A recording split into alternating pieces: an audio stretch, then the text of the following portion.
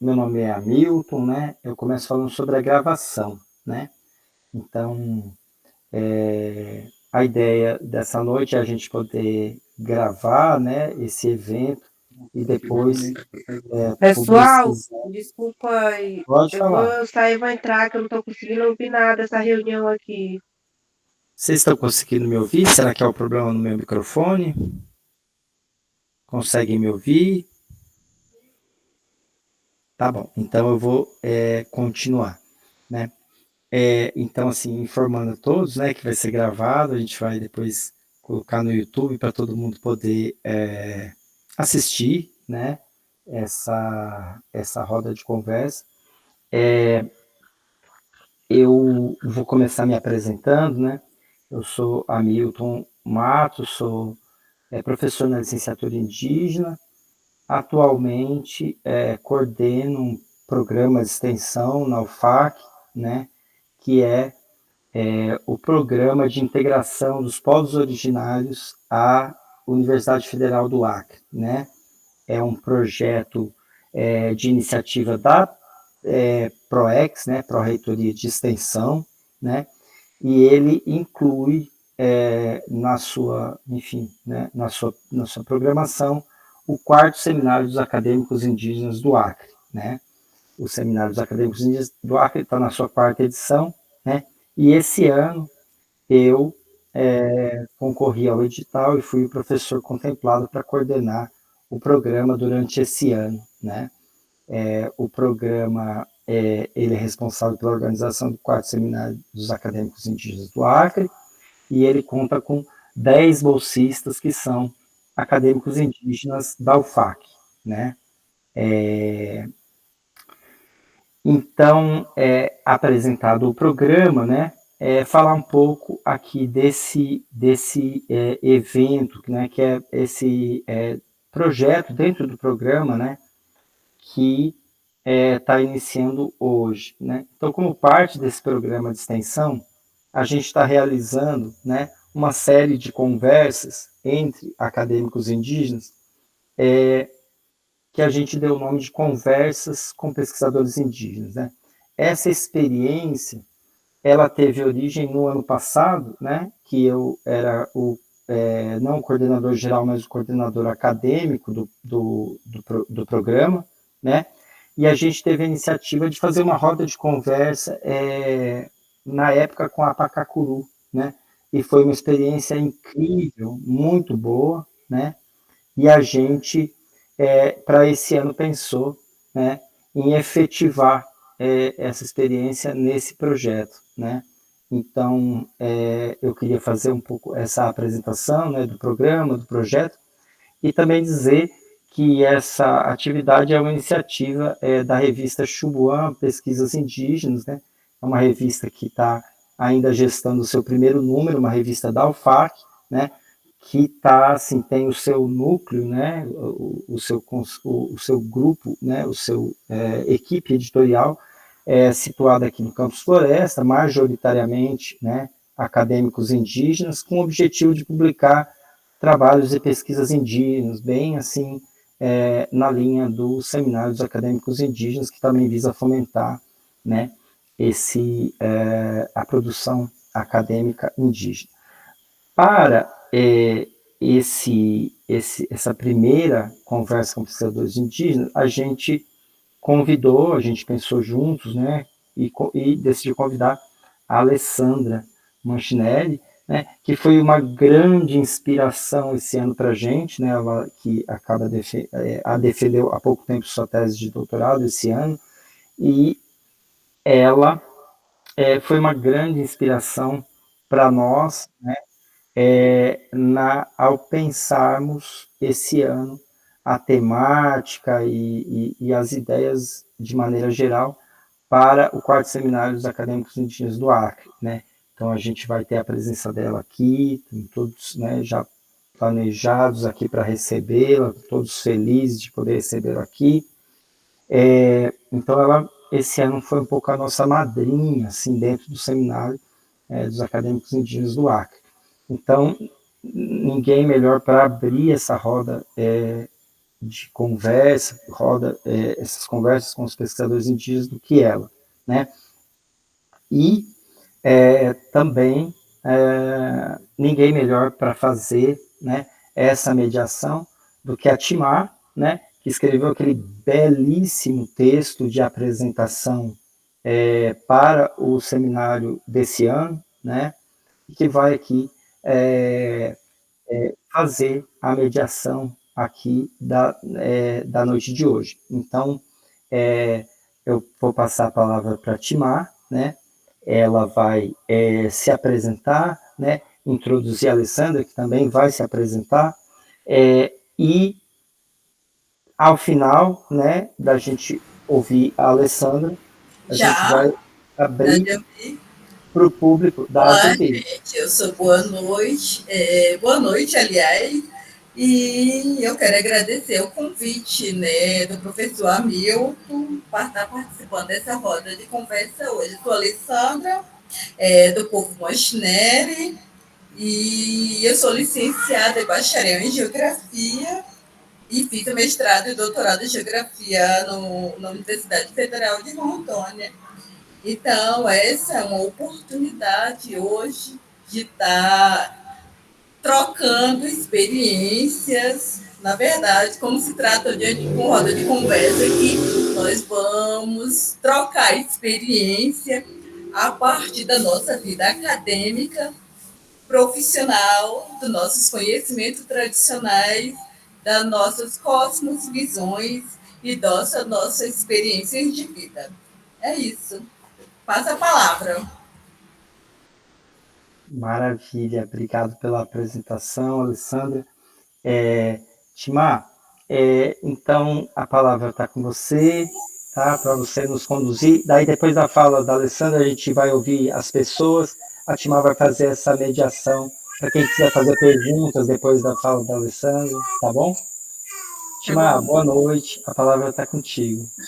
Boa noite a todos, Raus, né?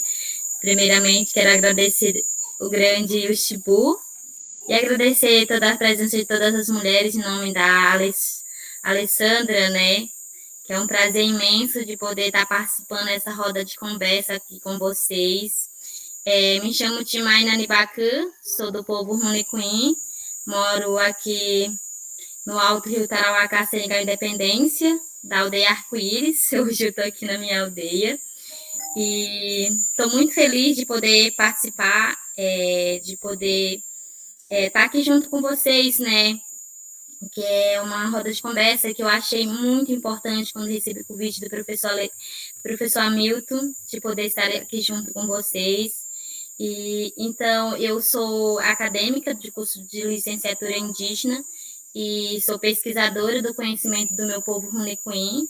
Hoje eu venho pesquisando sobre o conhecimento tradicional do meu povo, que é sobre a técnica de tecelagem e avaliação de grafismo, que é um conhecimento que nós, mulheres Runicuim, vem trabalhando desde da nossa vida, quando a gente nasce aqui na nossa comunidade, a gente já vem pesquisando. E aí, quando eu entrei na academia, achei muito importante de poder registrar isso, esse conhecimento que é muito importante para o nosso povo, principalmente para nós mulheres. Então, para mim, é muito importante de gente estar aqui, né? Umas mulheres acadêmicas, e eu estou super feliz de poder participar, que a gente está organizando. Atualmente, agora eu estou sendo bolsista, né, do seminário, e que agora a tema que a gente escolheu, eu achei muito, muito incrível. Para mim, que a tema é sobre o procedimento de pesquisa indígena, né, do nosso conhecimento de cada povo que a gente faz dentro da nossa comunidade. Então, cada acadêmico que está aqui presente sempre faz pesquisa sobre o conhecimento do seu povo, né? Então, cada um de nós tem a nossa metodologia própria, o procedimento próprio do nosso povo. Então, por mais que a gente é povo originário, a gente tem nossas culturas diferentes, o modo de pesquisar diferente. Então, achei muito importante essa nossa tema que a gente fez nesse 4º seminário acadêmico indígena, né? Então, estou aqui É isso, estou muito feliz e passo a palavra para a Alessandra, House de House.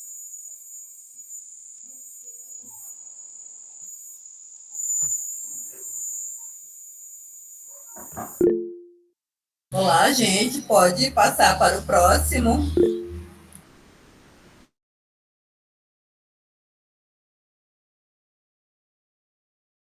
Maria, pode falar.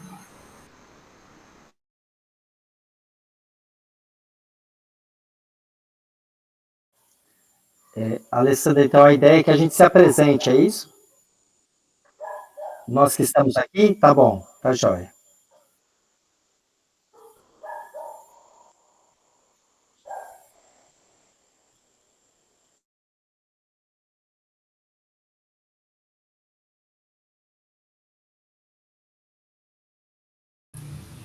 Alguém vai se apresentar ou não? Só para a gente interagir. Trícia, se apresenta.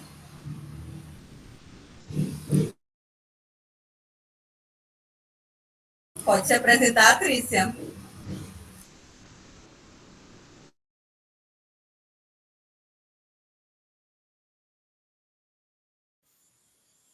Boa noite, gente. Vamos abrir o microfone, se apresentar. Oi, Alessandra. Olá. Eu estava com um probleminha aqui, mas consegui. Boa noite a todos.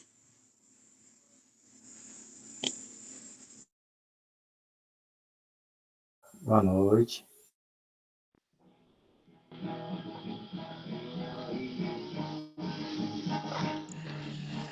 Calma aí.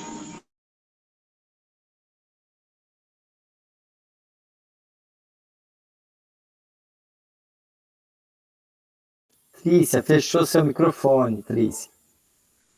Pode abrir novamente?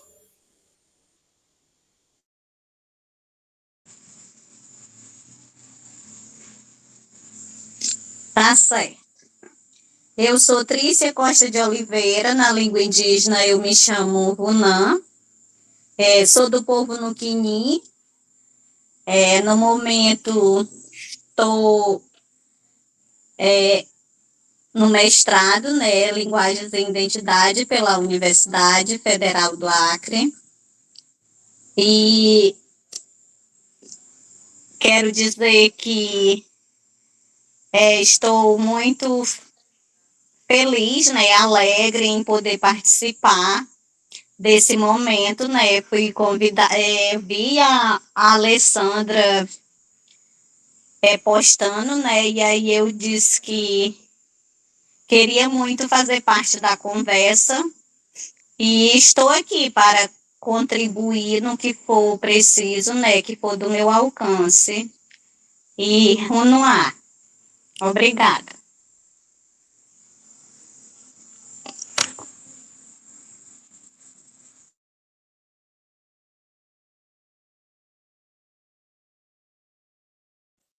Vamos lá, quem é o Boa próximo? noite. Boa noite, Naochahu.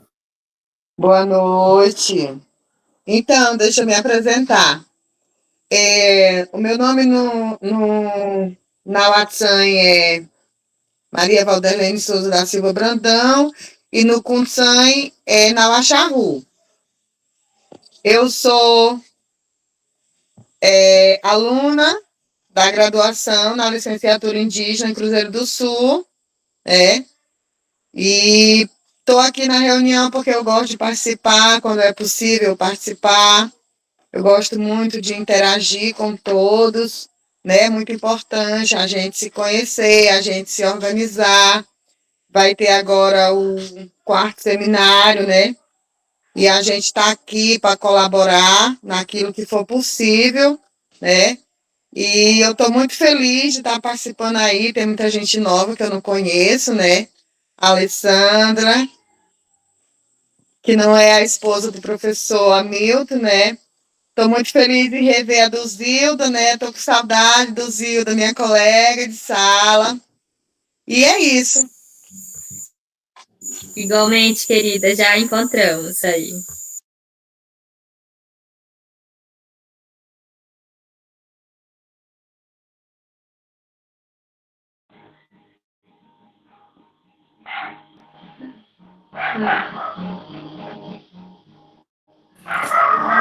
Boa noite, salvo aqui. Boa noite.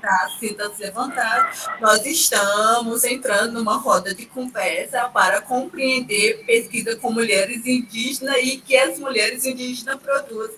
E eu vi que tem gente do GEP Cultura, o GEP Cultura é da Uni, tá? Eu postei lá no grupo. E eu quero convidar vocês para se apresentarem o nome, a universidade e o curso, tá bom? Sejam bem-vindas. Boa noite. Boa noite, Timar. Meu nome é Dejane. Meu Canacum, sou Timar. Também sou aluna, né, da licenciatura. Também sou pesquisadora também. Estou pesquisando também a minha cultura, né, a nossa cultura também, do povo Runicuim. Também sou, fui colaboradora também do nosso projeto, né, do seminário passado também. Fui bolsista também. E estou aqui, para mim também estar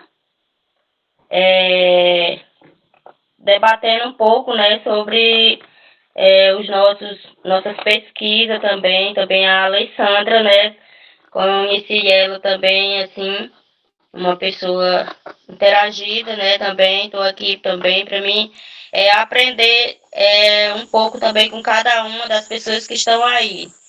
Rauch.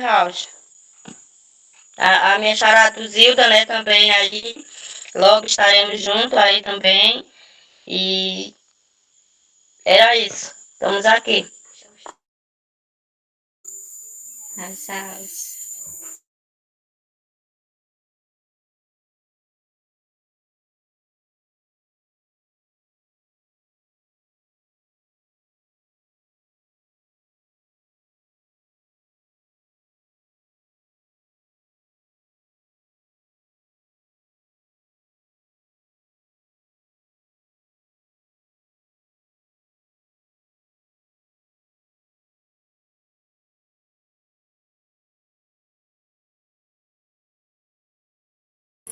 Oi, gente, mais alguém queira se apresentar?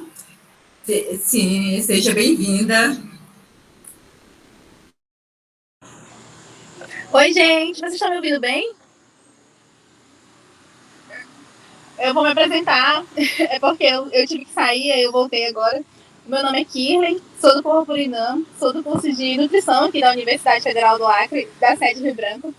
Eu estou junto com o professor desde o ano passado, compartilhando e tendo essa vivência com o seminário.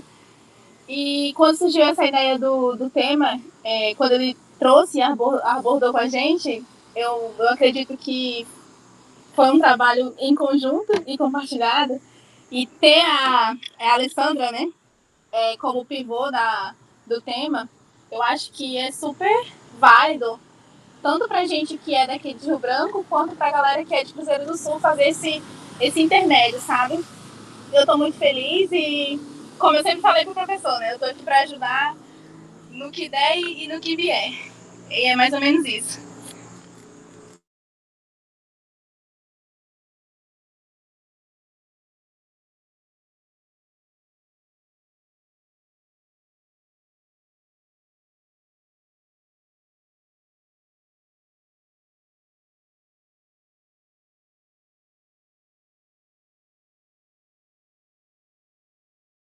Obrigada, Kirley. Mais alguém queira se apresentar na nossa roda de conversa?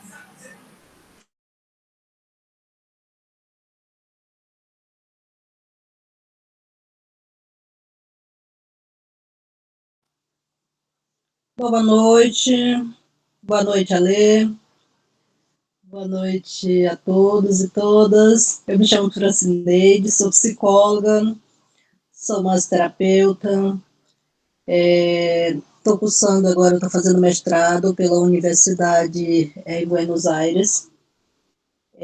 Como a Alê me conhece, sempre fui defensora dos povos indígenas, Hoje eu tenho 2 netinhos indígenas que eu tenho entrado na luta, nas causas dos povos indígenas. Tive agora na Marcha das Mulheres, fui convidada para participar em Brasília. E assim eu me sinto bem, me sinto feliz em participar, em poder contribuir, em poder estar ali junto pelas mesmas lutas, pelas mesmas causas. O tema do meu mestrado é para falar sobre a importância dos povos indígenas a importância dos povos indígenas, né, na atualidade, agora contemporânea. Então, isso é um tema que vem me fazendo entender ainda mais a importância de defender, de estar junto, de lutar pelas mesmas causas, além de lutar pelos povos indígenas, lutar também pelo meio ambiente, lutar pela a nossa voz, pela nossa vez. Então, eu me sinto feliz em estar participando, em poder contribuir de alguma forma, e é isso.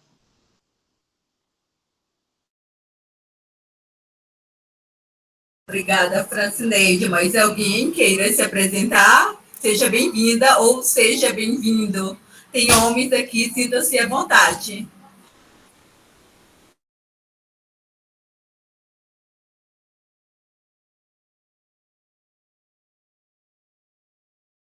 Olá, gente. Estão me ouvindo? Dê um ok, legal.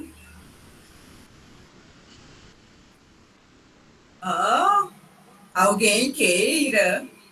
Todo mundo ouvindo? Meninas da Uni que estão aqui, queira se apresentar, falar um pouquinho. Nós estamos numa roda de conversa e seria legal vocês se apresentarem aqui com os professores da UFAC, alguns indígenas que estão aqui, para que a gente possa interagir. Será que posso falar?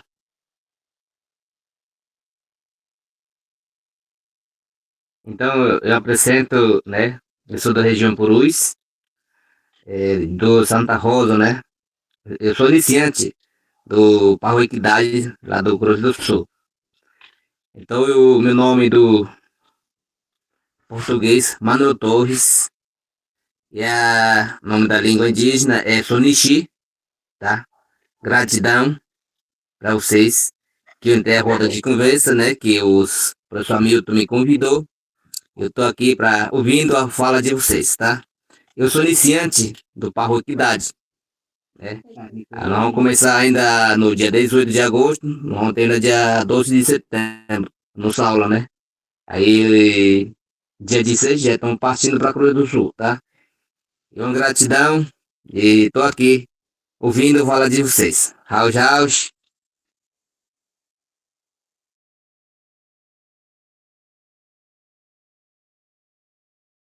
Obrigada, Manuel. Então, se ninguém for se apresentar mais, eu acredito que eu posso começar. Posso, gente? Autorizada? Tá, então vamos lá.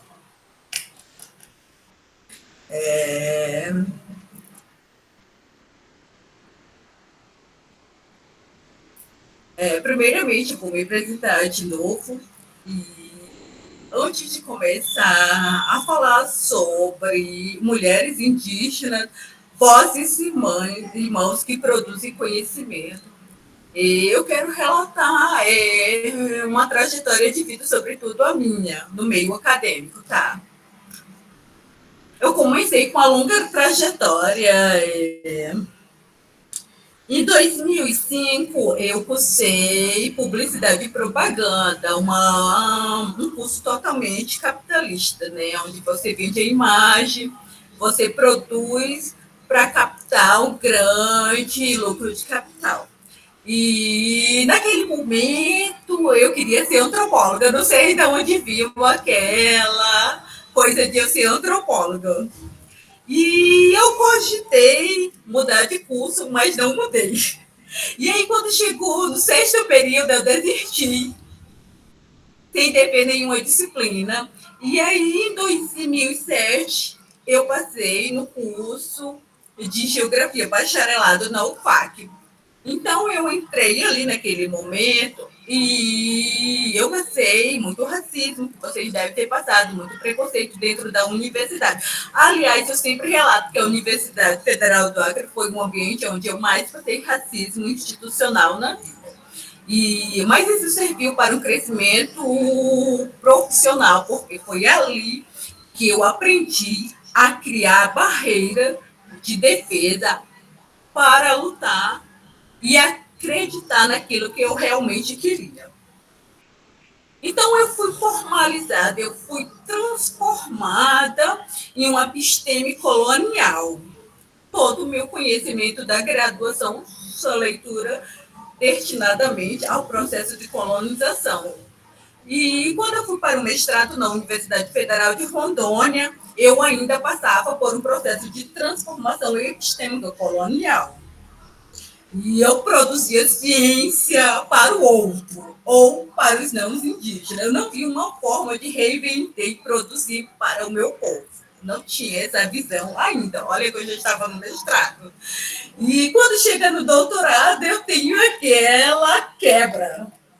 Quando eu vou construir o projeto, sendo mãe, e eu vejo assim, nossa, não é isso que eu quero.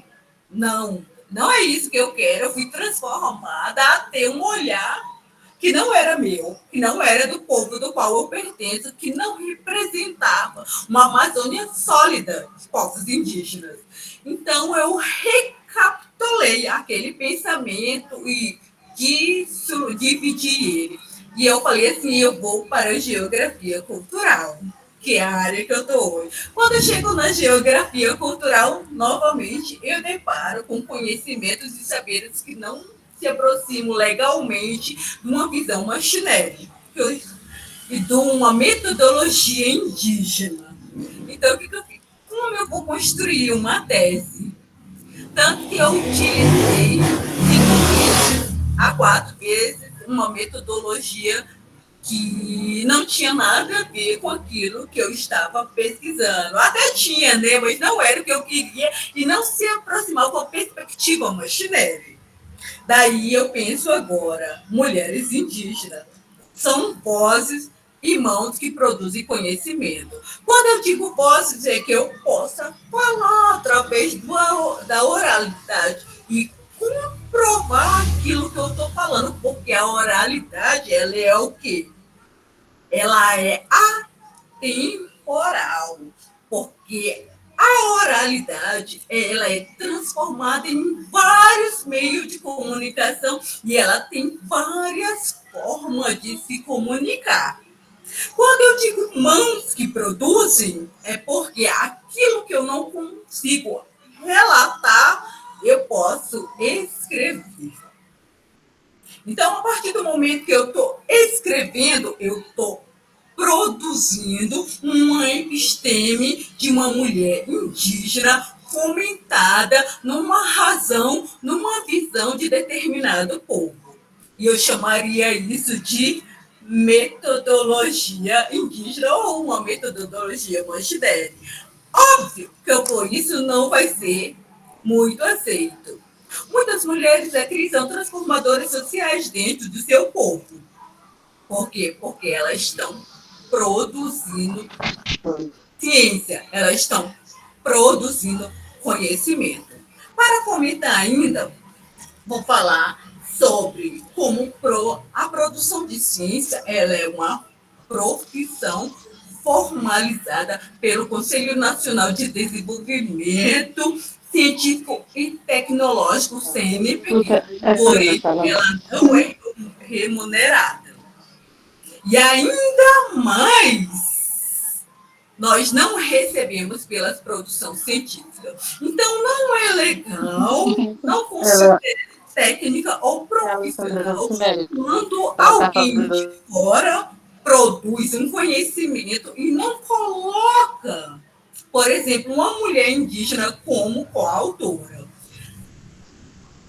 garantindo assim que aquela mulher é produtora daquele conhecimento.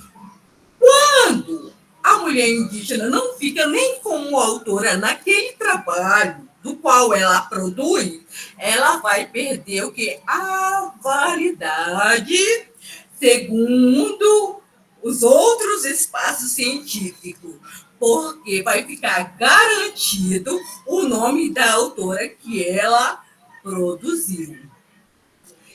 Então, será necessário que nós colocamos, não só como mulheres indígenas, mas como coautora ou autora 1 ou autora 2, nem que seja. É necessário ali você reivindicar aquele espaço naquela produção científica, porque é você que é o principal informante. Isso seria o quê? Um processo de colonização da produção científica de mulheres indígenas no Brasil, ou seja, nas Amazônias. Lembrando que também nós não temos um grande referencial teórico de produção de mulheres no Brasil. Quantas mulheres nós citamos no nosso trabalho acadêmico? Quase raro são as referências no quais nós somos citados. Quase inexistente.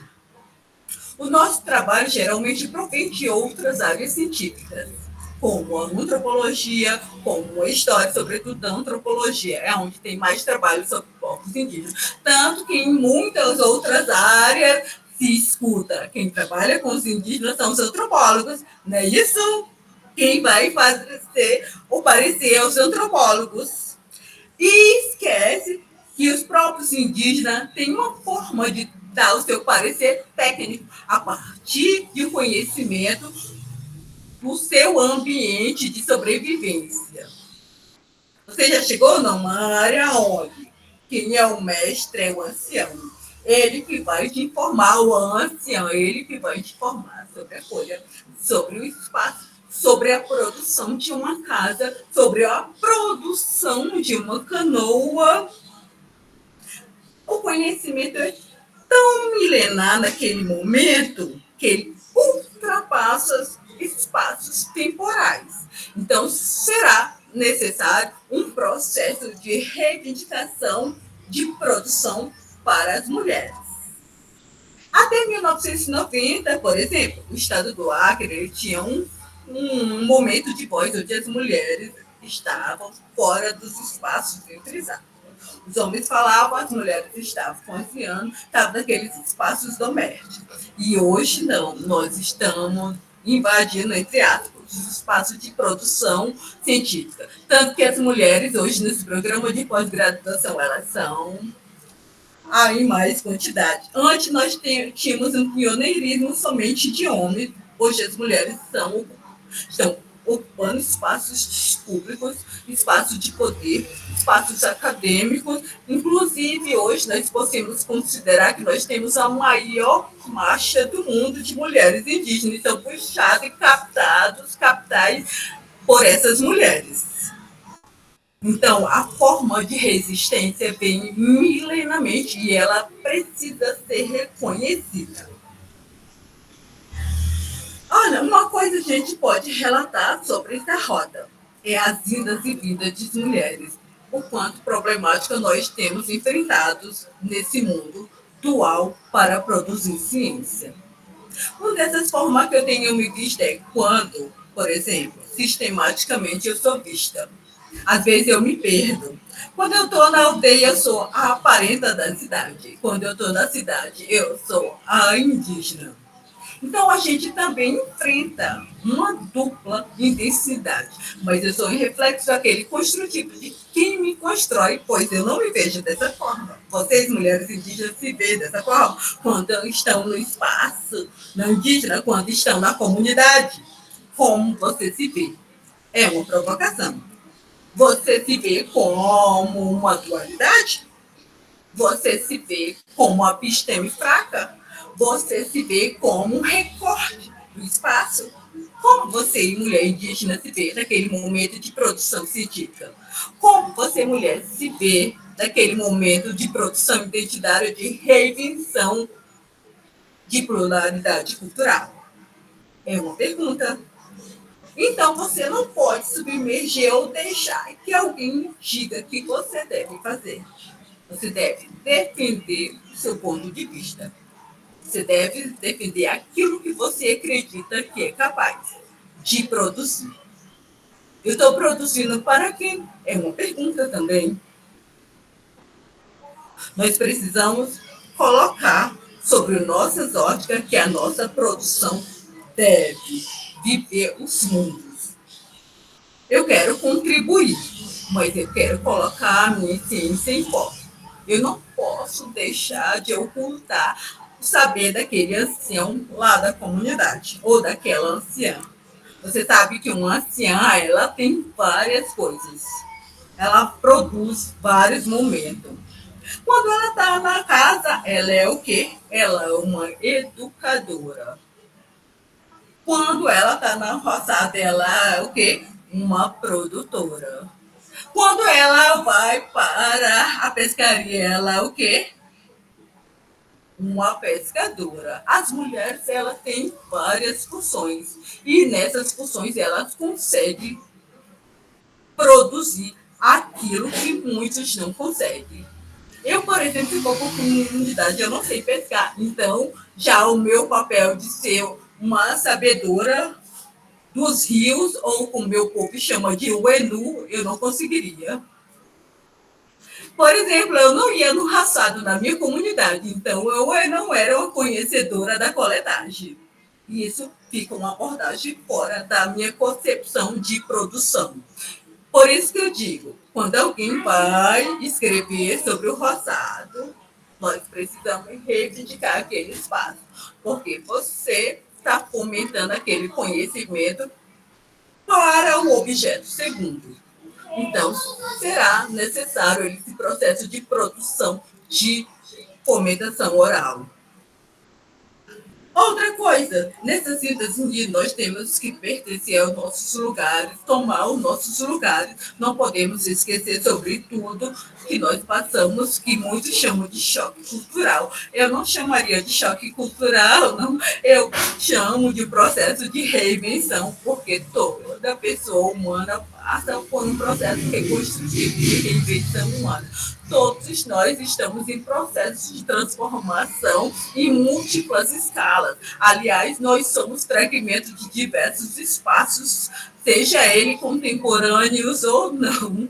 Nós estamos em múltiplos lugares em todos os momentos. Nós somos aquele momento de porta-voz onde as diferentes culturas nós conseguimos nos adaptar. Aliás, nós, mulheres indígenas, passamos por um processo de adaptação, de sobrevivência, onde nós nos reinventamos para poder sobreviver no espaço do outro. Dificilmente alguém que não é do território tradicional vai para a nossa comunidade tentar se reinventar e tentar se reconstruir, viver na nossa comunidade. Mas nós, mulheres indígenas, paramos por esse processo de reconstrução para garantir nossos direitos nos espaços dos não indígenas. Olha como é isso.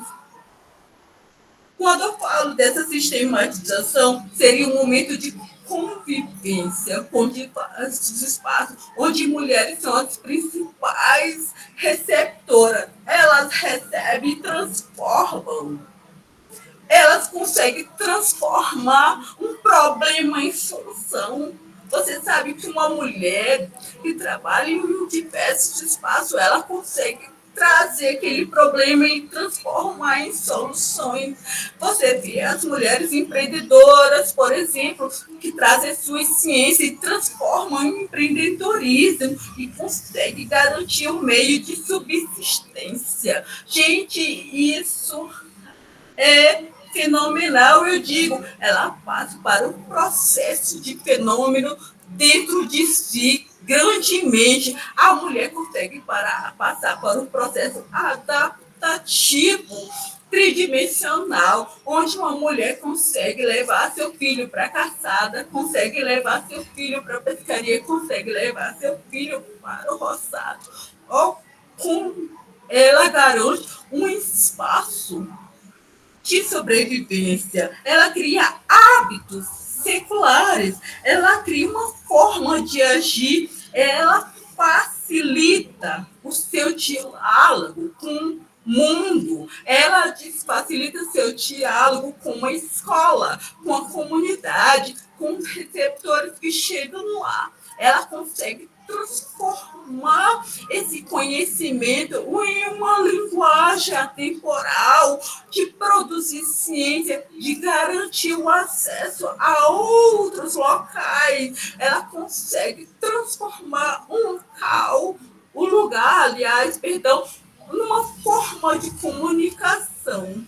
Então, as mulheres, elas estão ali num patamar de conhecimento que precisa ser garantido a permanência dela como produtoras de conhecimento dentro dos espaços acadêmicos. As mulheres, elas têm uma força que eu posso sentir que é de outro mundo, principalmente quando elas são aquelas mães que conseguem levar uma criança amamentando para uma universidade, conseguem ouvir e ver, mesmo sentindo o acesso do seu filho no seu corpo. É difícil, porque as mulheres conseguem ter essa paciência que cega o gênero masculino. Gente, perdão aos homens que estão aí, mas é verdade. Dificilmente você consegue ver o homem fazendo várias coisas ao mesmo tempo. Dificilmente você vê um homem escrevendo, ouvindo o filho que está bagunçando ali, fazendo barulho ali. Dificilmente você consegue estar numa leitura e o menino correndo e você prestando atenção. As mulheres, elas captam os medos mais profundos de um ser vivo. Dificilmente você vê um homem que está ali, ele já vai gritar, eu não consigo estudar, acredito que são poucos. Mas existe essa participação das mulheres nos espaços. Mulheres hoje, elas estão em todos os ambientes. Se na década de 90 não existiam mulheres em espaços acadêmicos, hoje nós estamos em uma quantidade maior.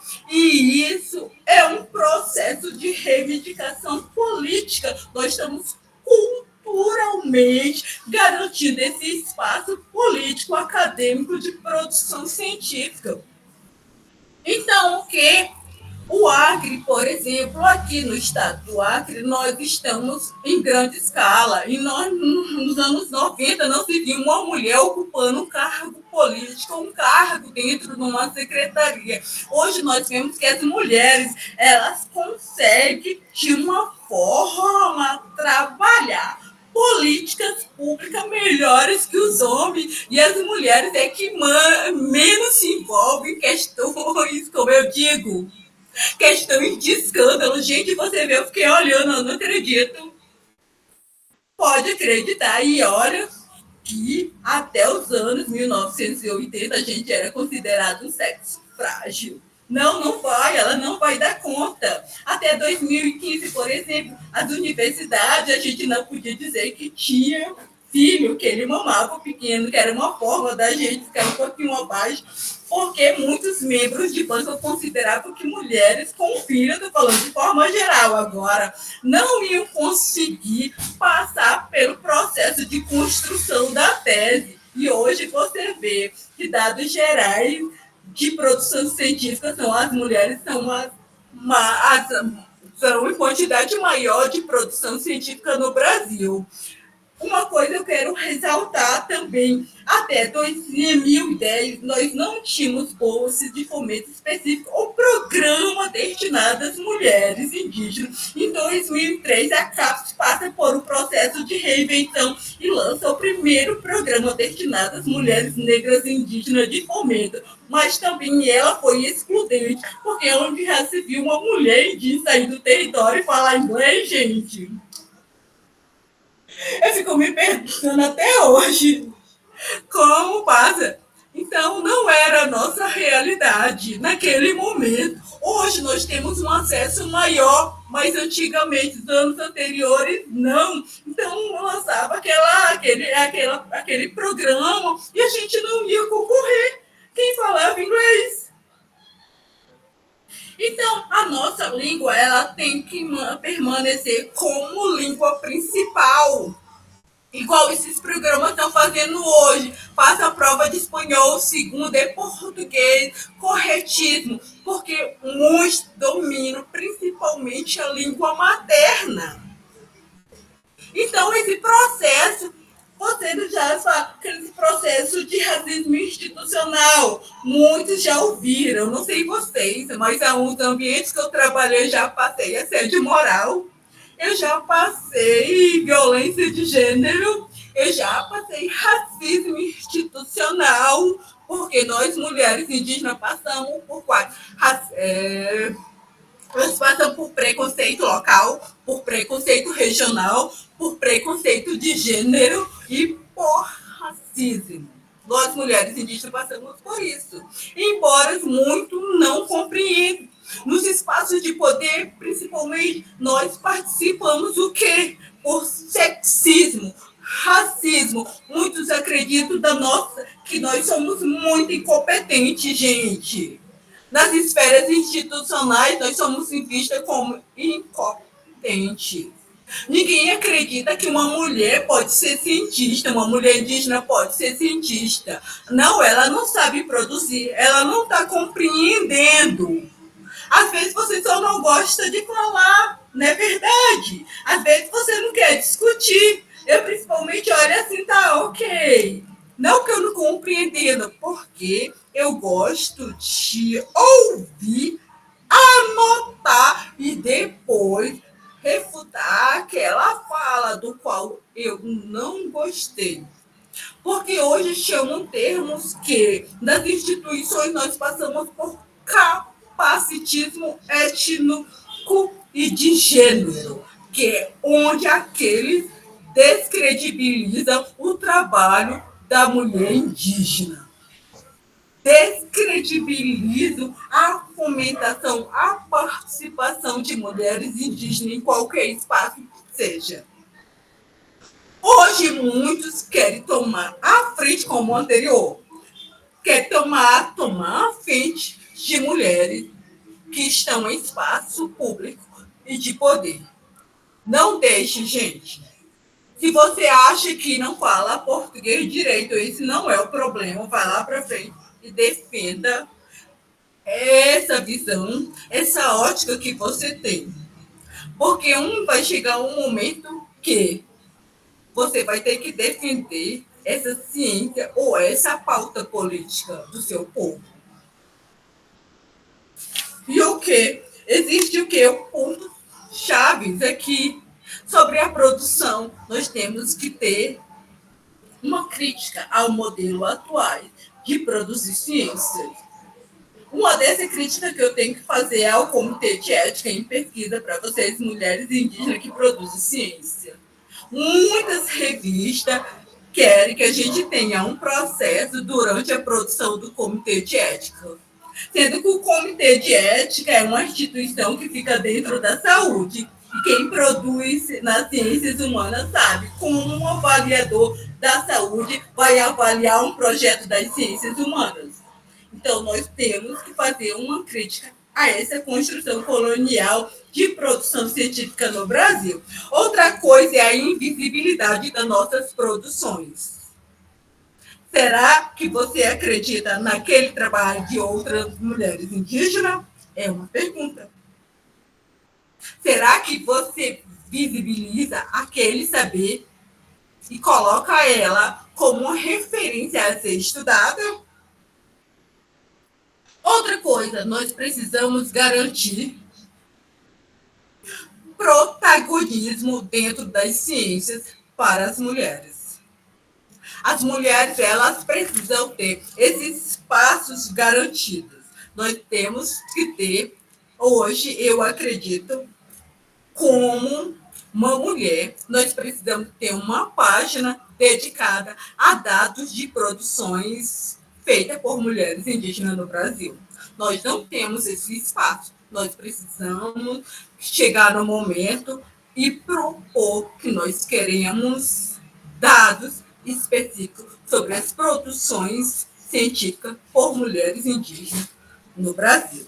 Outra coisa, nós precisamos sempre ter um diálogo intercultural e superar as barreiras de maneira do qual permaneça a nossa ciência. Não estou dizendo que a ciência ocidental é menos importante, mas agora chegou o momento de dizer, não, essa ciência surgiu surgiu antes da chegada dos seringueiros, por exemplo, na região do Acre, do Alto Acre, do Juruá, não sei. Nós precisamos garantir também um debate urgente sobre a produção científica de mulheres indígenas no Brasil. Nós precisamos saber quem produz na geografia, quem produz na linguagem, quem produz na biologia, quem produz no ambientalismo. Nós precisamos ter dados concretos para poder referenciar essas mulheres. Nós precisamos criar esse diálogo de debate e não deixar mais a ciência colonial submergir sobre nossa ciência. Nós precisamos garantir que as nossas mestras sejam citadas nas referências bibliográficas. Nós precisamos dizer que, por exemplo, aquela velha anciã que deu uma entrevista para aquela pesquisadora que foi lá na nossa comunidade. Então, as mulheres estão, nesse momento, se fortalecendo no diálogo. E esse diálogo, essa roda de conversa é importante porque as mulheres, hoje, elas estão proclamando um espaço de produção. Talvez eu não estivesse proclamando esse espaço de produção ou você estivesse me dando voz. Nós vamos continuar invisíveis. Por isso, eu quero deixar uma palavra final aqui para dialogar. Mulheres não apenas preservam saberes ancestrais, elas criam, reinventam e compartilham conhecimento que transformam nas comunidades. Elas desafiam estruturas coloniais. Suas vozes vão ecoar em assembleia, nas universidades, território. E suas mãos vão tecer rede de resistência, canoas de viagem. Curam com a medicina tradicional, cultivam a terra, escrevem nova página da história, da geografia, de outras ciências. Elas são mãos e vozes que fazem acontecer. Então, é necessário reconhecer que essas mulheres, como produtoras de conhecimento, você vai romper com a ideia de que a ciência e a pesquisa pertencem apenas aos espaços formais. Aqui, você pode afirmar que a potência epistêmica da oralidade, ela é uma prática comunitária coletiva. Ela é uma experiência viva, que resiste e que vive secularmente. Você precisa dar lugar às vozes e às mãos indígenas. Não apenas escutar, mas você precisa aprender que há séculos aquelas sustentam e reinventam os mundos para viver, educar e sobreviver. Então, boa noite. Vamos entrar nessa roda de conversa. Gente, que incrível. Quero desde já agradecer a Alessandra, né, compartilhar com a gente esse rico conhecimento, esse saber que ela tem que sabe, compartilhando. Eu fiquei até emocionada com uma mulher pesquisadora acadêmica. Agora eu estou com um bebezinho pequeno, mas a gente ouvindo essa roda de conversa, esse conhecimento que a Alessandra está compartilhando, a gente sente uma força, assim, uma conexão com que a gente não consegue nem explicar isso em palavras. Eu quero muito agradecer a Alessandra, que me deu força, falando assim, a gente consegue, mesmo sendo mulher acadêmica, sendo mãe, a gente consegue vencer, a gente é guerreira, assim, mulheres indígenas somos guerreiras. Então, queria também perguntar alguma pergunta que vocês queiram fazer, perguntar para Alessandra, tá aberta.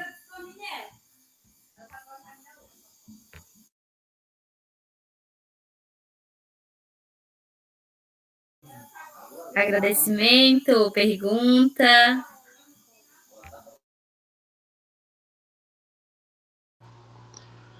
Boa noite aí, todo mundo.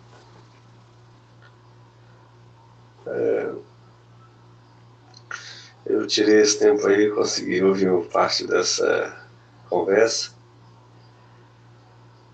Aí permite eu fazer umas palavras aí.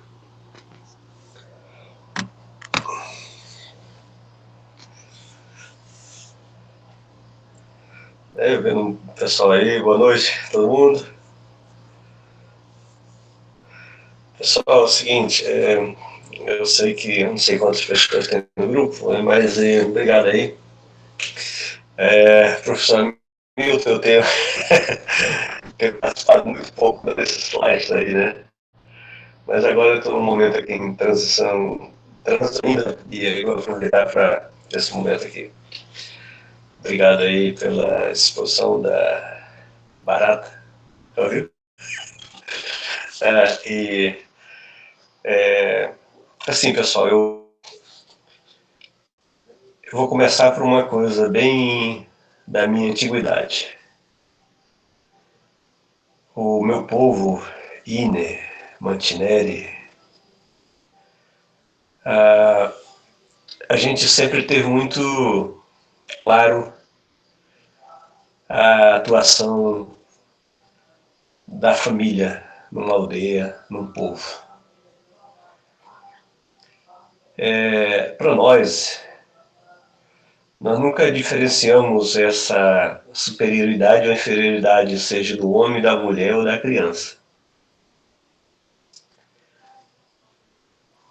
Nós sempre convivemos de maneira contínua, equilibrada e envolvente. Depois nós descobrimos que tem essas diferenças, essas qualidades, ou essa setorização de homens, mulheres, machismo, feminismo, essas coisas, que eu particularmente não faço parte disso. Até porque eu sou filho de uma mulher e de um homem, tenho a minha esposa, filhas e filhos, e todos vivemos em paz e em harmonia. E não precisamos dizer que um é mais macho, outro é mais mulher, outro é mais criança, outro é mais adulto. É uma questão de equilíbrio entre o ser humano.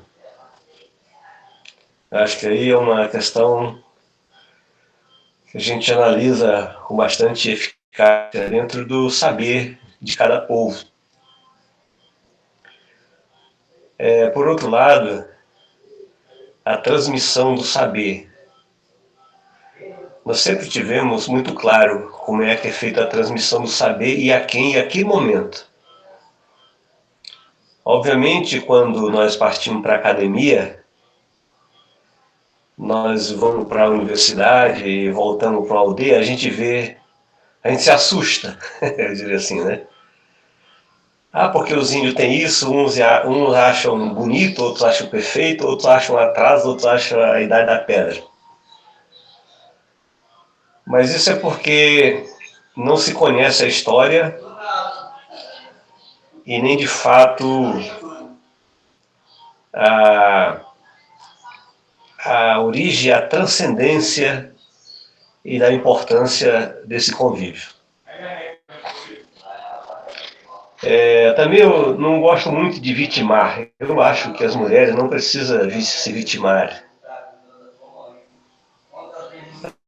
As mulheres sempre tiveram um papel, assim como os homens, e hoje está nos espaços de poder ou de decisões graças à luta delas e de seus maridos, que caminharam por esses igarapé, por esses ramais, por esses caminhos, para defender o que hoje nós temos aí na universidade. Bolsa de estudos espaços. Eu mesmo sou um exemplo disso, depois de velho, estou querendo aí adquirir um diploma, não sei, estou com um pouco de dificuldade, mas vou conseguir. Mas isso é um resultado de uma decisão do passado, dos nossos líderes anteriores, e que envolveu todo mundo.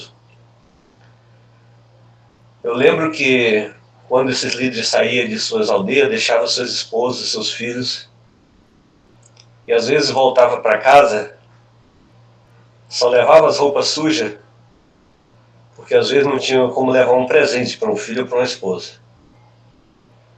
Claro que isso não era bom, né? Nem para a esposa, nem para os filhos, e muito menos para o marido que chegava lá. Mas hoje nós nos encontramos através dessa internet, né? Hoje nós nos encontramos sentados numa universidade, num quarto de hotel desse,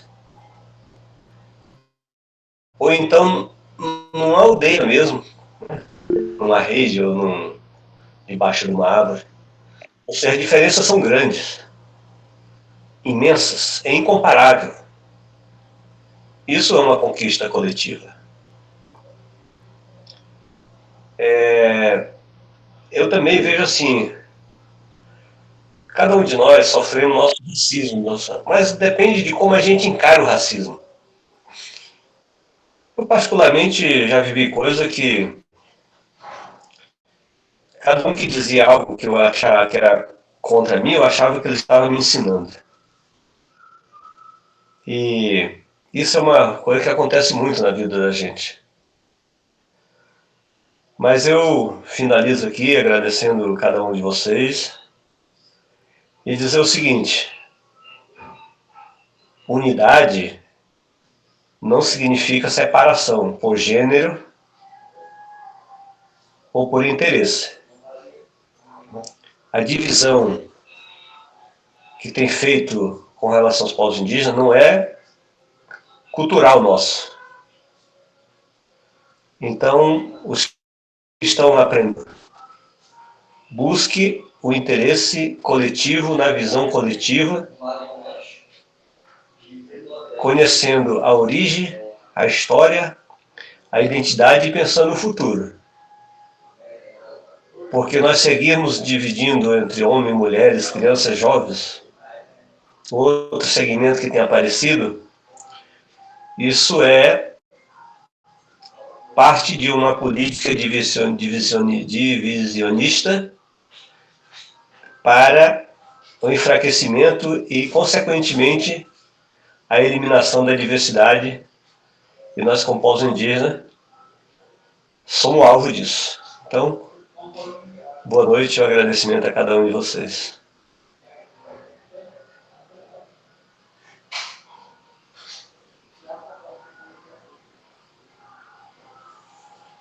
Ficou todo mundo mudo, foi? Bom, então eu vou dormir. Deixa eu desligar aqui, fica à vontade.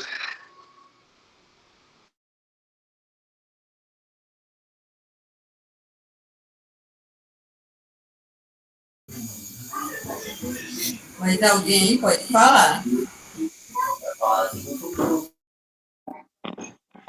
Caros colegas, professores, Alessandra, eu vou ter que sair. Eu estou em sala de aula, dando aula, e eu vou ter que sair. Me desculpem. Na próxima reunião eu vou participar a reunião toda, mas agora eu estou no meu trabalho. Estou em sala de aula. Boa reunião a todos.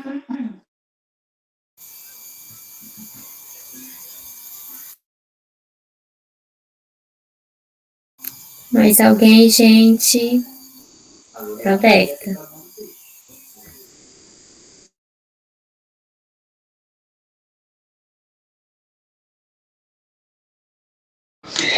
Eu só parei porque eu achei que tinha gente para falar, por isso que eu continuo, tá?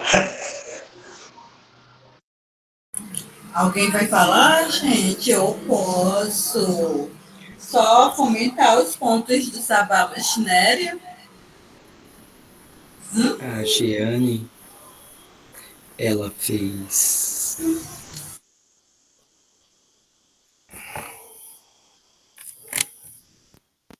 A Jenny fez um comentário no chat. Vocês estão me ouvindo? Parabéns, Alessandra, que fala potente. Você tocou em muitos pontos sensíveis que precisam ser revistos na academia. Sua força e firmeza é exemplo a ser seguido. Mais uma vez, parabéns.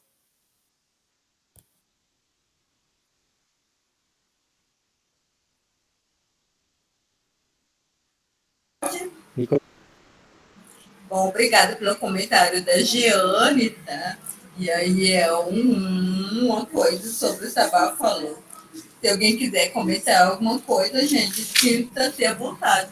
Nós estamos numa roda de conversa onde a experiência é fundamental para trocar aqui. Nós temos, sim, uma maneira equilibrada e envolvente. É a forma de como nós somos vistos em vários ambientes. Provavelmente em alguns territórios não existe essa diferença de gênero sistematicamente apontando. Só que não é a realidade de todos os ambientes de qual nós passamos. Alguns ambientes eles estão extremamente redutivos com relação ao trabalho das mulheres. Dificilmente uma mulher ou um homem, digamos assim, fica no puerco trabalhando. Quantos homens acadêmicos levam seus filhos para a sala de aula? É uma pergunta. Aos gêneros masculinos.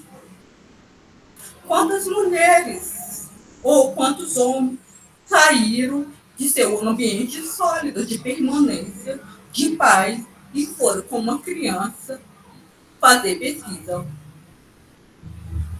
É uma realidade dura. Mulheres que produzem ciência, elas conseguem levar seus filhos para a sala de aula amamentando. É disso que eu estou falando. Quantas mulheres conseguem, obviamente, eu não estou falando de todos os homens, mas nós não podemos colocar isso numa situação chamada unidade, porque não é realidade de todos os espaços do qual nós tentamos. Pode ser uma realidade, fato único, mas não é a realidade de todos. Infelizmente, não é. Durante minha produção científica do doutorado, eu vi homens entrarem nas comunidades indígenas casados com 2 e 3 filhos. Estavam com os filhos? Não. Eles estavam sozinhos. Em 2015, 2017, quando eu passei no mestrado, a gente era mérito e classificação porque ainda não havia políticas públicas de incentivo de permanências indígenas. Então, foi muito difícil. A pergunta é como você vai viver se passar no programa aqui em Porto Velho.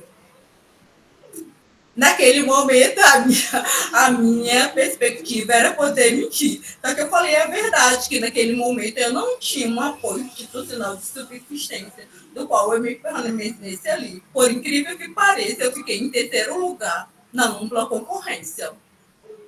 Foi difícil, foi. Eu fui com 3 amigos do Acre, a nossa concepção era viver, vender churrasquinho lá em Porto Velho. E o quê? Eu entrava às 7 horas da manhã, na aula de manhã, saía às 12, retornava às 14, saía às 18. Por sorte, naquele momento, o professor resolveu não dar aula à noite. E eu tinha que deixar a minha filha na creche de 1 ano e 2 meses para poder estudar. Quantos homens produzem? Eu consegui terminar todos os artigos nos 2 anos. Eu acho que o melhor ano que eu tive foi o mestrado e doutorado. No doutorado não tive porque eu fiquei doente e tive que passar por um processo cirúrgico. Mesmo assim, eu estava escrevendo vários artigos. A minha experiência vale para todas? Não, porque eu tive um apoio tridimensional da minha família. E aqueles que não têm apoio, ou aquelas que não têm apoio, aquelas que saem da comunidade para ir para a vida acadêmica, que não sabem como trabalhar, por exemplo, não tem um apoio de recursos financeiros, é uma pergunta também. Nós não podemos transformar todas experiências iguais. É diferente em todas as comunidades.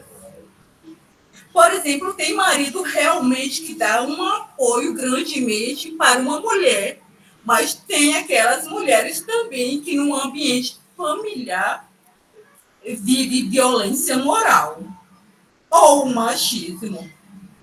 E talvez ela nem consegue perceber que consegue viver uma violência moral ou uma violência sexual, desculpa, ou violência psicológica no ambiente familiar. Mulheres sistematicamente elas chegam na academia já doentes mentalmente. Às vezes ela pode não falar, mas eu considero, com meus anos de atendimento às vítimas de violência, que as mulheres passam por violência, principalmente violência moral, patrimonial dentro do ambiente familiar, e elas não conseguem perceber isso. Por isso, muitas mulheres, sendo ela indígena ou não, elas já chegam no meio acadêmico doente. E a alegação que nós temos como povos indígenas é que muitos homens usam o que? É o que? É cultura. Nada que provém de um tipo de violência dentro do ambiente familiar é cultura. Então, os homens, existe também o ciumismo. Homens que não querem que mulheres estudem por ciúme ou que elas vão paquerar. Como essas mulheres conseguem produzir para fora? Quando alguém chega na sua comunidade, dê um espaço para ela, né? O caso de muitos, como o Sabá falou, de setorização, que eu não chamo de setorização, eu chamo de o quê? Eu chamo de local de fala, porque se eu chamar setorização, eu estou dividindo por ambiente de trabalho. Então, a gente precisa realmente ter um equilíbrio humano, mas também transparente, onde você possa transparecer no amparo.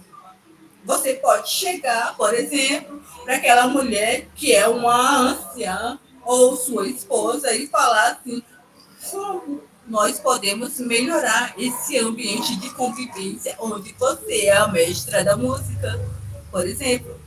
É necessário ter esse discurso também, esse poder de fala, essa linguagem formal, essa contemplação. Na verdade, a gente não está se vitimizando, porque existe. Eu posso estar falando aqui, mas existem as verdadeiras vítimas que queriam estar falando, mas não podem, ou têm medo. Quantos de nós tem vamos dizer, essa ousadia de tocar em feridas? Não tem, principalmente esses espaços mais longe.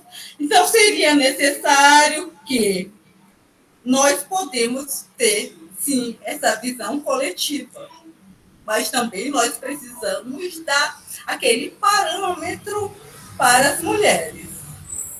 Por exemplo, numa reunião, ter força para aquela mulher expor aquela ideia. Na maioria das reuniões que nós vamos em ambientes, a maioria das nossas lideranças são homens. Hoje que nós estamos ocupando mais espaços. Por exemplo, lá na década de 90 eu nem falava, hoje eu já estou falando no meu espaço, porque estão me dando a oportunidade. Eu estou tendo uma oportunidade. Mulheres, para ser ouvidas, elas precisam principalmente de oportunidade. E aí, isso sim eu chamo de política visionista. Nós estamos ampliando uma visão para o futuro. Quando você dá uma oportunidade para uma mulher expor seus ideais, suas ideias, suas cosmovisão, para desafiar as perspectivas do futuro. Então, é isso.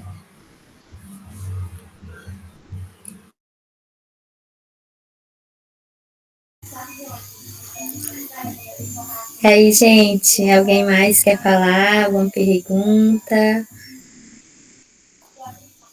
Vamos lá, é uma roda de conversa.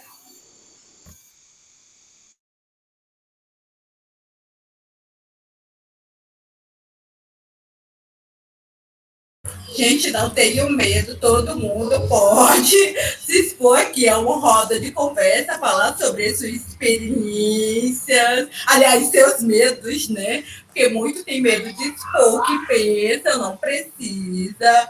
Já tratamos de uma roda de conversa de experiência. A sua experiência não é a mesma da minha, e a minha nunca vai ser a sua, mas nós estamos fortalecendo os diálogos aqui. Inclusive, os homens podem comentar, tá? A gente não está rebatendo aqui, não, tá? A gente está dialogando. Então, é necessário construir essa pauta, esse palco, onde todas nós podemos expor as nossas ideias que está preso lá no fundinho do coração, que você quer falar há muito tempo, uma dúvida sobre as construções. Tem várias pessoas aí que podem estar contribuindo, suas experiências na academia, suas experiências na escola, seu modo de fazer, de produzir, e assim adiante.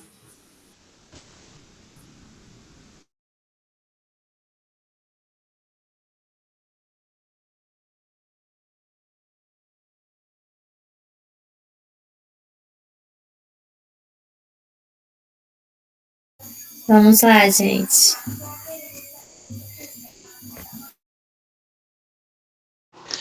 Processo grupo quer falar não, né?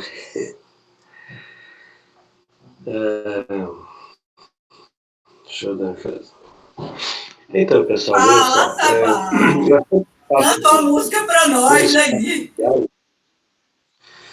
Pois é, rapaz, olha, eu tô aqui com a garganta meio gripada assim, mas beleza. Então, assim, eu acho que é importante essa discussão, né, do ponto de vista acadêmico. Eu acho que é o que a Alessandra fala, ela fala exatamente desse ponto acadêmico, da experiência que ela teve da vida dela, né? Tem coisas que a gente discute.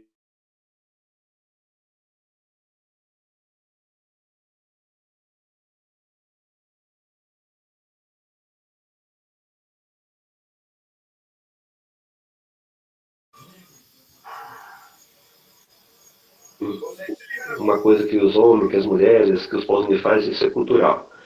De fato, nenhuma coisa que seja prejudicial a alguém, isso pode ser considerado como um ato cultural ou que possa continuar ou permanecer, né? Eu tenho visto, por exemplo, na questão da juventude na atualidade, um problema que eu tenho enfrentado particularmente é o seguinte: quando a gente vê nossos jovens, tanto homens quanto mulheres, é a questão de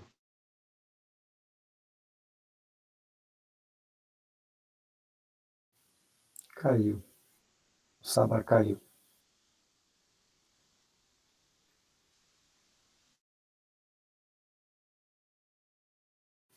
Aguardar para ver se ele retorna, mas ele caiu, tá?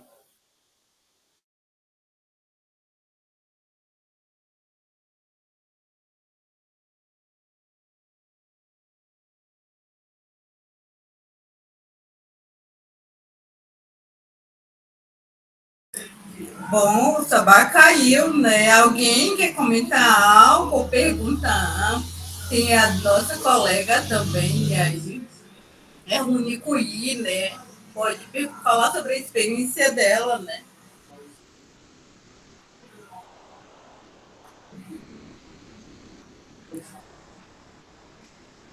Oi, gente, vamos lá. Vamos lá, forças mulheres. Né? Cada um tem uma experiência diferente, pode estar comentando aí sua problemática, né? Porque a questão das mulheres de produzir, na verdade, não encontra só as mulheres indígenas. A gente trouxe esse fragmento para essa roda de conversa, mas tem outras mulheres que não têm vozes, que também são invisibilizadas, né? Nesse mundo afora, né? Às vezes quer falar algo que te afetou lá no passado, ter uma experiência sólida, né? E poder estar comentando com a gente, porque nós somos espaços de transformação social. E aí a gente está numa roda de conversa onde tem professores, né, que estão participando. Então é legal falar sobre essa experiência de vida de cada uma de uma forma. Vou falar, não, eu não tenho essa experiência transformadora. Nossa, você é uma transformadora já. Não precisa transformar, você está transformando. Tem alguém que sempre está se espelhando em você. Como dizia o professor, quando você está pesquisando, você está sozinho. Se você não acredita naquilo que você vai produzir, quem vai acreditar? Então, você, mulher, tem que começar a defender aquilo que você colocou no papel ou acredita que vai conseguir. Porque ninguém mais vai acreditar em você, a não ser você só. Então, essa viagem, ela é solo, quando você está planejando algo. Então, as mulheres, elas têm algo na mente, pode transformar e conquistar. Então, você pode falar aqui sobre suas conquistas, um problema que te afetou, uma experiência com filhos, para trazer para a nossa roda de conversa.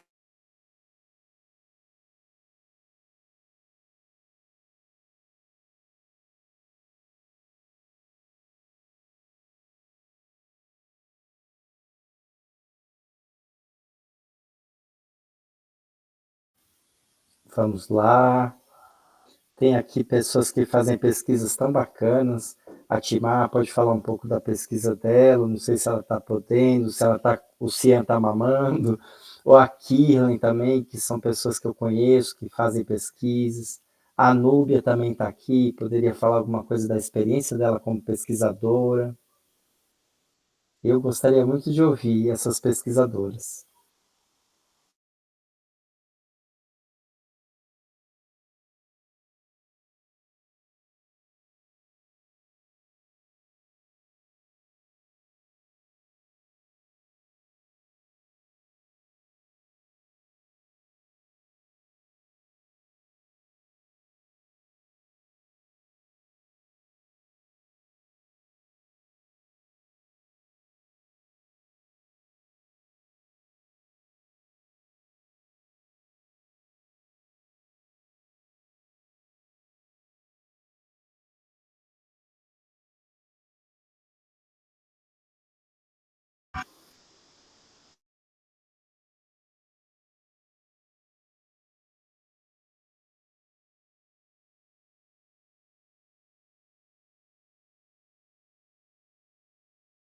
Eba! Oi, então tava aqui amamentando o Cian, dei pra minha mãe. Eu tô aqui. Tô assim, muito, muito feliz nessa roda de conversa. É uma aprendizagem muito com a Alessandra, dessa história que ela viveu, né, na vida acadêmica. E para mim é um aprendizado. Então, estou iniciando agora. Eu estou fazendo a pesquisa sobre que eu falei, né, já sobre a técnica de tecelagem e variação de grafismo, que desde criança eu vim vendo a minha mãe trabalhando, né, e quando eu via, mas só que quem falava eram os homens, assim, da tecelagem, do grafismo, mas era um trabalho de nós mulheres Honey Queen.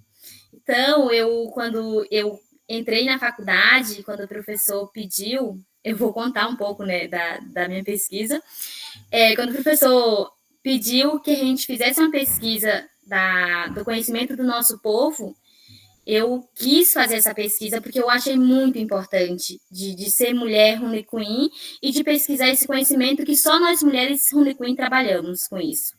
Que nenhum homem trabalha na técnica de tecelagem, mas eles falam disso.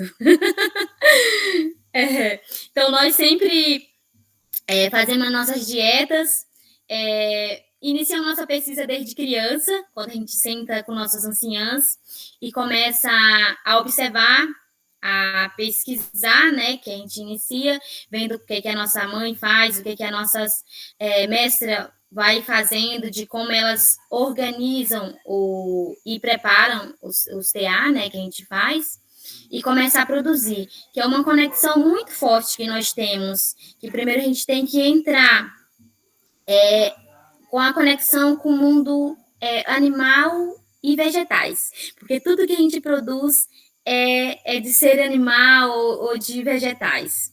Então, isso, quando eu comecei a fazer, eu senti uma conexão que a gente não consegue, assim, essa pesquisa que a gente vem fazendo, que a gente precisa também levar esse conhecimento que a gente faz no nosso território, na nossa comunidade, para a academia, assim, quando a gente leva esse conhecimento, a nossa pesquisa, como a gente faz, como a gente se prepara para fazer essa pesquisa. Então, para mim, era muito importante levar esse conhecimento, essa prática do meu povo para a universidade e também para poder registrar esse conhecimento do nosso povo, que nós mulheres fazemos. E nem sempre a gente faz assim que é fácil, né? Mas porque a gente passa, além de passar por vários processos, a gente tem essa vida de ser mulher. Como a Alessandra falou, a gente faz várias coisas ao mesmo tempo. A gente é mãe, a gente é dona de casa, a gente é estudante e, além de mais, a gente é pesquisadora.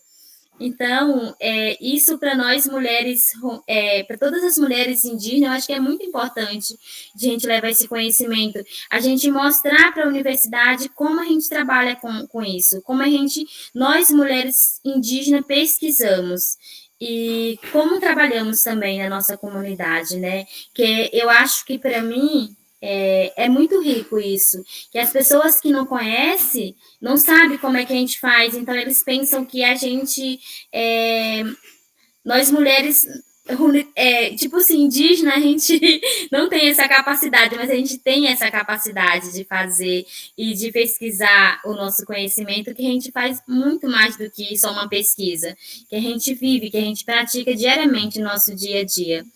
Então, para mim, é muito importante de a gente poder aqui compartilhar nossos conhecimentos, as nossas pesquisas que a gente vem trazendo, e também nossos objetivos que a gente quer levar na universidade, né? Que é muito importante que também a gente consegue aprender um com outras. Que eu acho que essa roda de conversa é muito importante para nós, de a gente compartilhar um com outras a nossa experiência, vivida na universidade, das nossas comunidades. Então, a gente dá essa força, assim, para outras pessoas, como eu aqui tive senti essa força, né? A Alessandra falando, nossa, a gente lá na universidade, grávida, e depois a gente vai levar o bebê, a gente vai estar na sala, amamentando ao mesmo tempo, estudando, mostrando o nosso conhecimento, nossa pesquisa que a gente desenvolve aqui na nossa comunidade e ir lá apresentar com nossos filhos. Então, isso é incrível. Eu quero muito, muito agradecer mesmo, mais uma vez, a Alessandra pelo compartilhar com a gente a sua experiência vivida assim, e que isso é muito importante. Para mim foi muito importante, não sei se para os colegas, mas para mim você me deu uma força, assim, uma energia muito boa, que eu vou estar lá com meu filho e até tá com essa força, com energia, e saber que eu vou poder também levar esse conhecimento para a universidade. É isso. Obrigada. Então, gente, alguém mais quer compartilhar?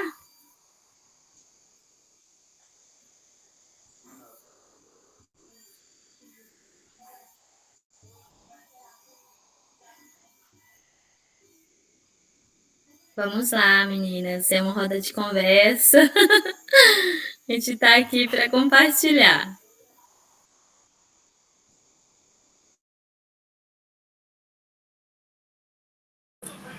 Bom, gente, dá continuidade, lembrando lá do passado, né? Quando eu fui defender o projeto de mestrado, eu estava amamentando, né? E aí eu peguei febre, porque vai enchendo, né? O leite. E aí eu era a primeira a defender o projeto. Aí eu ia saindo da sala, né? Aí a minha colega, pra onde você vai, Alessandra? Eu falei, eu estou desistindo, vou voltar pro Acre. Se defender o projeto, ela não vai mesmo, pode sentar. Aí, na hora que ela estava me forçando a sentar, aí chegou o professor puxou a Alessandra, Severino da Silva Montenegro, para você apresentada na hora da defesa do projeto. E aí ela pegou, me empurrou, eu entrei na sala. E aí, oh, meu Deus, como eu vou descer na época? Na verdade, eu aprendi de slide, qualquer coisa, caneta, qualquer coisa. Então, eu falei assim, bora me transformar aqui na mente. Porque, na verdade, além de eu estar com febre, eu estava me dando, então, vocês estavam muito e eu estava incomodada. E aí eu falei, gente, só um momento, deixa eu me recuperar, eu tô muito nervosa. Eu falei desse jeito. E aí todo mundo já. Aí eu falei, meu Deus, como é que eu vou falar? Não posso sorrir aqui. Aí eu fui falando aos poucos, defendendo o projeto. E até eu sair de lá, e aí o meu amigo falou, licença, eu fui 2 anos, falei, como tu foi? Eu falei, rapaz, não sei, acredito que eu não passei. Então, no dia seguinte, a gente fica lá para resolver umas coisas já naquela fé, né? Porque eu tinha tentado, olha, gente, eu tinha tentado na UFAM, fiz a prova, não atingi a média. Fiz na UNB também não, fui desclassificado na segunda etapa. E tinha tentado no PPGL da UFAC, viu, galera? Aí do PPGL, na época era prova, não existia essa política de fomento hoje, né? E aí eu fui acusar, eu fiz a prova também, não consegui. Aí no ano seguinte, eu com preguiça de escrever o projeto, coloquei o mesmo título. Aí fui acusada de plágio. Eu falei, gente, que azar é esse? Aí quando eu fui tentar na Uni, né, eu falei, nem liguei. Até que, muita insistência, eu tenho uns amigos muito legais, né, insistiram de eu fazer. E aí, quando eu vi, eu não acredito, eu passei e aí eu chorei de alegria, desespero. Eu tô até hoje, eu choro. Na defesa do doutorado, eu chorei 2 dias antes. No dia da defesa, minha cabeça tava explodindo, eu tava com dor de cabeça. E chorei no dia e chorei depois, relembrando a apresentação sobre como eu construí a tese, né? Que começo a descrever que acordava com o cantar do sol, os galos, os pássaros sobrevoando. E aí eu falo que fenomenologia não tem. Então a fenomenologia ela vem de mim, sabe? Do ato de eu transformar aquele momento numa experiência profundamente realizadora. Até hoje eu não gosto de ler a apresentação da minha tese, que eu tenho vontade de chorar, que eu falei que foi muito sofrimento. Mas é verdade, gente, foi sofrimento, eu marquei. Eu falei, meu Deus, como eu consegui construir essa tese com 2 crianças. Inclusive, na tese, eu agradeço a comunidade, viu, do qual eu morei, que é a Nova União, do professor Jaime Lulu, viu? Tenho que agradecer imensamente, porque quando eu ia para a aula, eles vinham na minha cozinha, olhava o que estava faltando. Se estava faltando banana, eles colocavam as bananas. Se estava faltando inhame, que é o meu primo bode explosava, eles colocavam inhame. Se eu tinha farinha, limão, que tem que a comunidade pode ofertar. Uma vez saíram para pescaria e me deram 30 mandinhos. Nossa, o que eu vou fazer com 30 mandinhos? Mesmo assim, na época eu não sabia salgar carne nem peixe, eu aprendi ao retorno da comunidade. Então, sistematicamente, foi uma reconstrução da Alessandra Mochinelli, que nasceu na cidade, realizar o desejo dessa reconstrução, do qual foi difícil.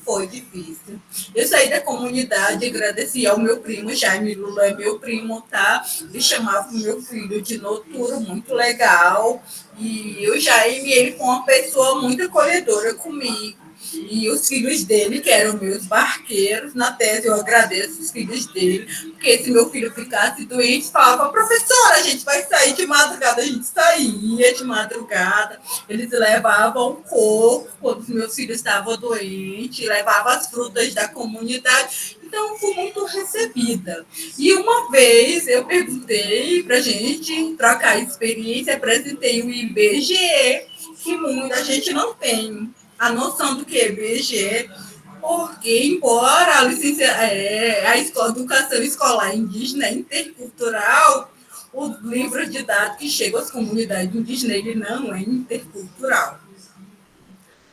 ele tem toda essa transformação pedagógica do mundo ocidental. Então, eu apresentava o que era o IBGE, como eles poderiam fazer, o que eles faziam. Eu falava assim, ó, o IBGE é mais ou menos isso, ele trabalha dados de família, por exemplo, e perguntava quantas famílias recebem Bolsa Família na comunidade, quantas famílias de homens ou mulheres são aposentados, fazia essa troca de experiência, e isso se chama educação intercultural. Eu estou apresentando o IBGE a partir dos dados da comunidade. Então, a gente fazia isso. E para interagir, porque eu não sou fluente na língua materna, aliás, eu entendo muito pouco, eu pedia para todo dia um aluno contar uma história da comunidade, embora eu sabia, porque o papai é machinero, né, foi cacique, então ele me contava, né, eu já sabia, mas eu queria interagir, ter essa interação. E aí eles contavam para mim. Aí uma vez eu tinha um aluno chamado Caio. Eu até brincava com ele, Caio, mas não para lá. E apesar que ele tinha 4 anos, mas ele tinha 8. Porque ele era vestido dele, era tão fofinho. Ó. Eu vi aquele menino bem pequenininho na porta da minha casa. Eu falei, o que esse menino está fazendo lá? Aí ele tirava do bolso, às vezes, coco, um engá. Então eu era apaixonada por ele. Aí um dia o pai dele levou ele para caçada, ele estava dormindo na sala de aula. Aí eu perguntei o que ele tinha. O irmão dele falou assim, professora, ele começou a ir para caçada hoje. E aí eu falei, então, tá liberado, menino, você tá cansada. Ele foi embora. E aí chegou lá a mãe dele, à tarde, me botou. Professora, a senhora liberou o Caio? Aí eu falei, liberei. Tá. Eu pensei que ele estava mentindo, porque ele disse que a professora tinha liberado ele ia dormir. E aí, um outro dia, eu perguntei para os alunos se eles poderiam fazer os dados dos mais idosos da comunidade. E nos dados mais idosos do IBGE da comunidade estava eu. Eu falei, gente, eu sou idosa. Aí contaram o seu bode, que é o meu primo, eu, a idosa, e o Deus Mar, não sei se você conhece o Deus Mar Machineri, que fazia os barcos lá, e eu estava nos mais idosos. Aí eu falei, pronto. Então, isso aí foi uma experiência muito boa para mim, sabe? Lá na comunidade. Foi muito bom. Eles me deram uma casa só para mim. E tinha uma divisão entre a cozinha. E me deram um fogão, que eu chamo de ferro, um fogão de barro. Na época eu não sabia fazer fogo. Quando eu fui, as mulheres me ensinaram a fazer fogo. Então eu aprendi. A única coisa que eu não aprendi na comunidade foi jogar tarrafa, porque a tarrafa é pesada e eu literalmente não sei pesar e também não sei caçar. Quando eu estava na cabeceira do rio Acre, uma vez eu vi o Jaminawa correndo, atravessando o rio. Na verdade, eles tinham visto uma casa e eu pensei que era briga, porque a gente mora na cidade, tá com a arma, é briga, né? E eu falei assim pro meu primo, falei, meu Deus, o pessoal vão se matar. Eles não estão atrás da casa. Então eu fiquei com vergonha, né? Passando vergonha. Mas foi muito bom toda a experiência. Quando as meninas viram que eu estava sem água, que eu estava dando aula na escola, as moças pegavam, carregavam água para encher meu balde. Então, a minha experiência na comunidade, o meu retorno, eu evitei todos os momentos da minha vida acadêmica, andar com questionário, não quis, andar com gravador também não fui, não levei gravador, porque a partir do momento que eu estava com essa estrutura coloniais, eu perdia a minha experiência de retorno para a comunidade. Então, toda essa tese foi num momento de solidão. Quando chegava a noite, meu primo me deu uma lamparina. Na época não tinha placa solar na casa que eu morava. E aí meu filho não era muito quieto, eu tinha medo dele tacar fogo na casa. Olha só. Aí eu comprava velhinha, acendia as velhinhas à noite e ficava anotando. Então, agora não, graças a Deus, lá tem placa solar, comunidade da casa que eu moro. E quando eu tiver outra oportunidade, porque agora eu estou nesse mundo de trabalho, né? Vendo aquele estresse urbano. Mas eu quero voltar, inclusive já combinei com meu primo de passar umas 15 dias lá e levar meu filho, que adora cabeça de porquinho da mata, né? Então, e ele é um tomador de caiçuma, fugia para a casa dos primos para tomar caiçuma, embora seja filha de Runico e Manchineri, é um tomador de caiçuma. E foi uma experiência grande da construção. O doutorado foi a experiência mais enriquecedora que eu tive, tá? Porque foi um momento onde eu me firmei e decidi retornar para uma comunidade Manchineri, uma aldeia Manchineri. E olha que eu tinha um endoidado na época, eu queria pesquisar sobre o Satere Mauê, olha só, nada a ver. E aí eu fui convencida a voltar para nossa área. E aí eu voltei para tu ver como minha cabeça era, como eu posso dizer, eu não girava bem, eu tinha várias ideias, mesmo que até chegar a uma finalidade de pesquisar meu próprio povo, sabe? Foi difícil porque a gente estava num momento de pandemia. E aí, quando eu pedi lá na comunidade para fazer, quem tinha pegado o Covid só tinha sido eu. Gente, que horror. Mas foi isso, tá? Mas foi ótimo quando eu vim para cá. Inclusive, agora, as pessoas que traduzem meu trabalho para o Machinelli é o professor Jair, tá? E ele é um professor que acreditou muito no meu papel como mulher. E eu devo a minha experiência a ele, sobretudo a experiência do meu pai, né, que é o Zé Urias Manchineri. E quando eu estava na graduação, ele demorou 3 meses para me dar uma entrevista, e olha que eu era filha. Porque ele foi seringueiro, né? Então ele aprendeu a ser aquela pessoa fechada. E quando ele me deu, e eu tive vontade de chorar, porque eu vi que ele sofreu muito dos seringais, cortando seringa e passando fome, que era proibido, né, de plantar. Então, eles foram mais rebeldes ainda. Minha avó, Petrônia Mãe Mará, ela vai ser uma das homenageadas em memória, junto com os Sueiros, Xananá, eu acho agora, pela Fundação Elias Mansur. E a vovó, ela também foi uma seringueira, cortava seringa, cuidava dos filhos. E a vovó, ela sabia caçar, coisa que eu não sei. O pai me conta que ela sabia matar onça. Se eu ver uma onça, é mais fácil eu ir a coitada, ser devorada do que matar. Ganhei uma galinha da comunidade. Aí eu, para não passar vergonha, eu puxei o pescoço. Aí ela ficou se batendo. Joguei ela, fiquei com pena de matar ela. Aí meu outro aluno, Danilo, olhou assim, eu acho que ele ficou com pena de me falar e matou a galinha. Mas é isso, tá, gente? Eu passei muita vergonha. Mas também foi uma experiência, né? Você escuta, nossa, a Índia não sabe fazer nada, aparenta. Infelizmente, a gente foi aprender na comunidade. E eu só falei o que eu aprendi. Foi uma experiência enriquecedora como Manchineri de retomar aquilo que me pertence, que eu não conhecia.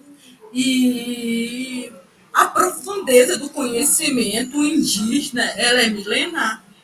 Ela não tem que ser refutada. Ela tem que ser pautada, escrita. Ela precisa ganhar esse momento de voz de reinvenção. O conhecimento de povos indígenas, ele é tão amplo que ele não se escreve num livro didático.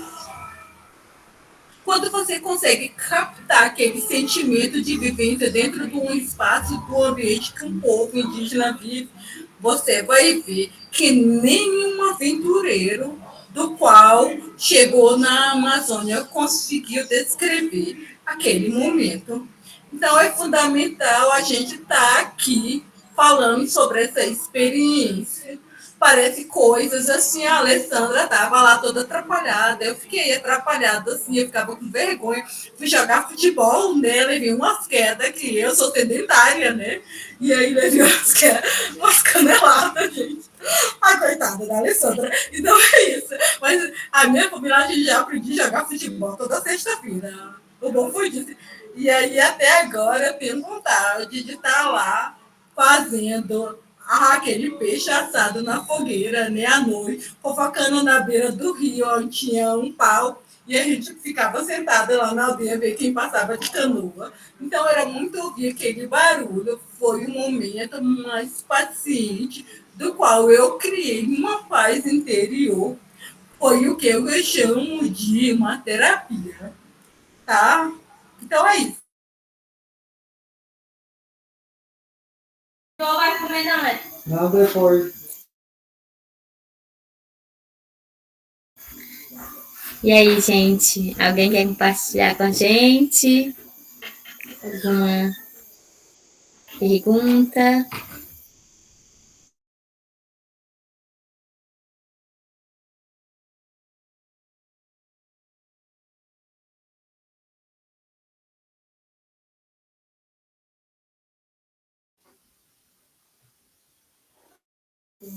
Então, se ninguém tiver, eu quero agradecer muito mais uma vez a Alessandra, né, pela compartilhamento com a gente, toda a experiência, e ela compartilhou com a gente, com uma aprendizagem para mim e para todos, né, que estão aqui participando.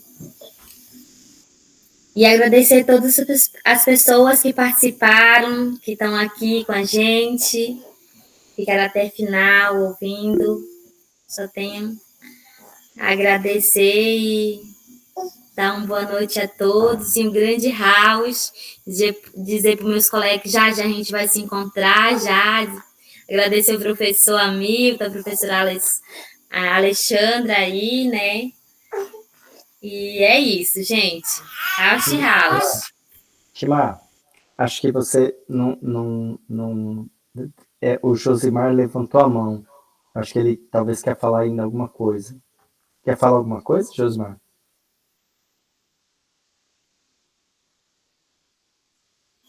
Entendi. Desculpa. Pode Não, sem falar. problema. É que ele levantou a mão, quer falar alguma coisa? Boa noite, né? Meu nome é Josimar. Eu só queria pedir desculpas que meu celular estava dando problema, eu não consegui participar da reunião desde o início até agora, né, neste momento. Mas gostaria de agradecer a Alessandra, né, minha parenta também, eu sou Manchinelli, que é um desafio muito grande para nós, Manchinelli, que hoje ela está nesse nível de doutorado aí. Somente isso.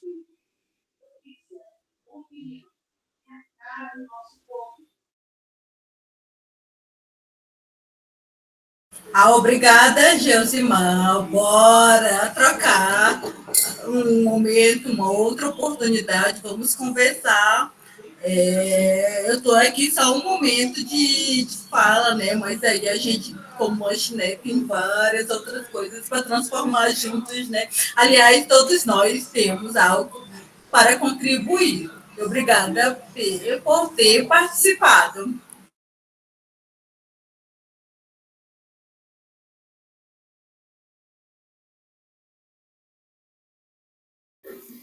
Então é isso, gente. Agradeço a todas pela participação. Até o próximo. House. Valeu, boa noite. Boa noite.